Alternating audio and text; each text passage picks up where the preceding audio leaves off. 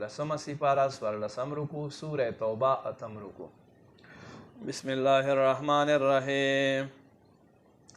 انما الصدقات للفقراء، بے شک زکات مال خو فقیرانو د پاره دی، والمساکین او مسکینانو د پاره، والعاملین علیها او خلقو د پاره چې د تحصیل کوي، والمؤلفة قلوبهم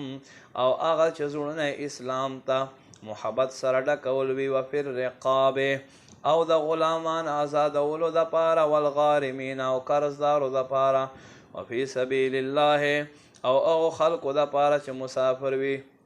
او خلقو د پاره الله په لار کې چې جهاد کوي، وابن السبیل او مسافرو د پاره، فریضة من الله الله له جانب ودرولای شوی، والله علیم حکیم الله علم حکمت والے. ومنهم الذین او پدې کې څه هغه دي یؤذون النبی چې غیب خبره ورکوونکي ته تکلیف ورکوي، ویقولون دوی وایي هو اذن دا خو غوږ دی. قل ورته فرمایا اذن خیر لکم غوږ ستاسو د پاره ښه دی، یؤمن بالله الله باندې ایمان لري، ویؤمن للمؤمنین ایمان الله باندې ایمان لري او مسلمانو په خبره باندې یقین کوي، ورحمت للذین آمنوا منکم او دا محبوب خو رحمت مسلمانو د پاره، والذین اغه خلق یؤذون رسول الله چې الله رسول ته تکلیف ورکوي، لهم عذاب علیم دوی د پاره درد والعذاب دی، یحلفون بالله دوی قسمونه خوري د الله ستاسو ته، لیردوکم چې ستاسو راضي کی، والله ورسوله احق الله والله رسول ډیر حق لري، ان یردوه ادا چې الله والله رسول راضي، ان کانوا مؤمنین کشیر د دوی ایمان والی. الم یعلموا ایدی ته پته نشته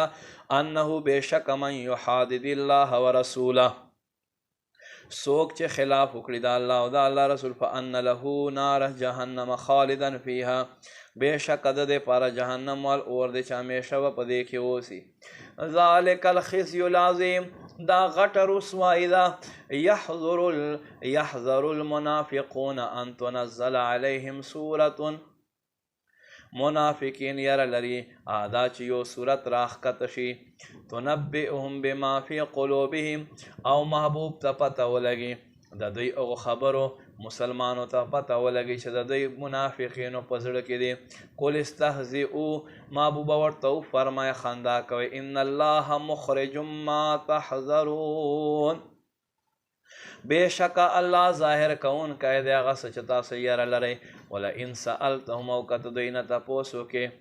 لیقولن انما کنا نخوض ونلعب نو ضرور به دوی وایي چې مونږ خو هسې خندا کول او لوبې. قل ورته وفرمایه ابالله و آیاته و رسوله آیا تاسو الله او آیاتونه د الله او الله رسول پورې کنتم تستهزئون تاسو هغه چې خندا کوئ، لا تعتذروا تاسو باندې ملټوئ، قد کفرتم بعد ایمانکم مسلمانانو بعد تاسو کفر وکړلو، ان نعفو عن طائفة منکم که چېرته مونږ په تاسو کې یو جماعت ته معافي ورکو، نعذب طائفة بل جماعت ته به عذاب ورکوو، بأنهم كانوا مجرمین په سبب د دې چې دا ټول مجرمان دي.